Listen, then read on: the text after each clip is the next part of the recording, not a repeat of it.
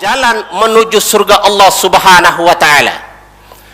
Seluruh umat manusia dari zaman Nabi Adam, dari zaman ke zaman, bahkan seluruh umat manusia hari ini, bahkan sampai seluruh umat manusia sampai pada hari kiamat, tidak ada seorang pun yang tidak menambahkan kebahagiaan, tidak ada seorang pun yang tidak menambahkan keselamatan. Seluruh kita pasti menambahkan keselamatan, Bapak Ibu rahimakumullah.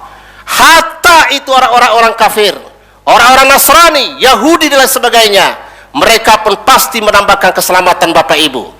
Lebih-lebih kita sebagai hamba Allah Subhanahu wa taala untuk menempuh jalan keselamatan, keselamatan kita yang akan menghantarkan kita kepada surga Allah Subhanahu wa taala, keselamatan kita yang akan membebaskan kita dari neraka Allah Subhanahu wa taala. Maka kesempatan ini kami akan mengangkat sebuah hadis yang bersumber dari Abi Hurairah, bahwa Rasulullah sallallahu alaihi wasallam bersabda, "Anna a'rabiyan qala ya Rasulullah dullani ala amalin idza amaltuhu dakhaltul jannah." Jadi pada saat itu seorang Arab Badui datang bertanya kepada Rasulullah sallallahu alaihi wasallam dan berkata, "Wahai Rasulullah, tunjukkan kepadaku suatu amalan, ajarkan kepadaku suatu amalan yang apabila aku amalkan amalan itu, maka aku pasti akan dimasukkan ke dalam surga Allah Subhanahu wa taala." Mendengar permintaan dari seorang Arab Badui itu, secara tegas Rasulullah SAW menjawab, "Maka amalan yang pertama yang akan menghantarkan engkau ke surga Allah Subhanahu wa taala, yang akan membebaskan engkau dari neraka Allah Subhanahu wa taala adalah anta'budallaha wa la tusyriku bihi syai'an." Yaitu hendaklah engkau beribadah kepada Allah Subhanahu wa taala dan jangan sekali-kali menyekutukan Allah Subhanahu wa taala, Bapak Ibu. Ini adalah jalan yang paling pertama, yang paling utama jika kita menghendaki surga Allah Subhanahu wa taala. Jika kita menghendaki keselamatan dalam perjalanan kita sampai kepada surga Allah Subhanahu wa taala, maka dalam konteks ibadah kita harus memurnikan ibadah hanya kepada Allah Subhanahu wa taala. Memurnikan tauhid kita hanya kepada Allah Subhanahu wa taala. Baik itu tauhid uluhiyah kita, tauhid asma wa sifat kita, maupun tauhid ubudiyah kita, semuanya harus kita murnikan hanya kepada Allah Subhanahu wa taala, Bapak Ibu, tanpa dicampuri dengan kesirikan-kesirikan yang bisa membatalkan daripada ibadah kita itu, Bapak Ibu. Mencampurkan ibadah dengan kesirikan sama saja mencampurkan madu dengan racun, Bapak Ibu. Madu sangat bermanfaat, tapi apabila madu dicampur dengan racun, maka madu akan berubah menjadi racun, Bapak Ibu. Demikian juga ibadah yang kita lakukan itu, Bapak Ibu, baik ibadah solat, ibadah haji, ibadah puasa, ibadah zikir, ibadah ngaji, maupun ibadah-ibadah yang lain. Apabila kita campur ibadah itu dengan kesirikan, maka ibadah kita itu akan menjadi batal dan ditolak oleh Allah Subhanahu wa taala, Bapak Ibu. Tidak ada arti di hadapan Allah Subhanahu wa taala jika di satu sisi kita melaksanakan ibadah, tapi di sisi lain kita masih melakukan kemusyrikan atau kesirikan yang bisa menghancurkan daripada ibadah kita itu, Bapak Ibu. Hadirin jemaah rahimakumullah, ditegaskan di dalam surat Al-Furqan ayat 23 bahwa Allah Subhanahu wa taala berfirman, "Wa qadimna ila ma 'amilu min 'amalin faja'alnahu haba'an mansura." Nanti pada hari kiamat Allah Subhanahu wa taala akan memperlihatkan amalan-amalan yang kita lakukan di muka bumi ini, Bapak Ibu. Faja'alnahu haba'an mansura.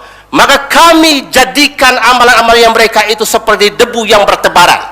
Jadi melakukan ibadah dicampur dengan kesirikan, dicampuri dengan kemusyrikan, maka di hadapan Allah Subhanahu wa taala sama sekali tidak ada nilainya, batal dan ditolak oleh Allah Subhanahu wa taala. Jika kita amal ibadah kita hendak diterima oleh Allah Subhanahu wa taala, dikabulkan oleh Allah Subhanahu wa taala, maka jangan sekali-kali kita melakukan tindakan kesirikan yang bisa membatalkan keimanan kita, membatalkan ibadah-ibadah kita, Bapak Ibu. Karena syirik adalah merupakan perbuatan dosa yang paling besar. Dari sekian dosa-dosa, maka dosa yang menempati nomor 1 adalah dosa kesirikan kepada Allah Subhanahu wa taala. Dosa merampok memang dosa besar.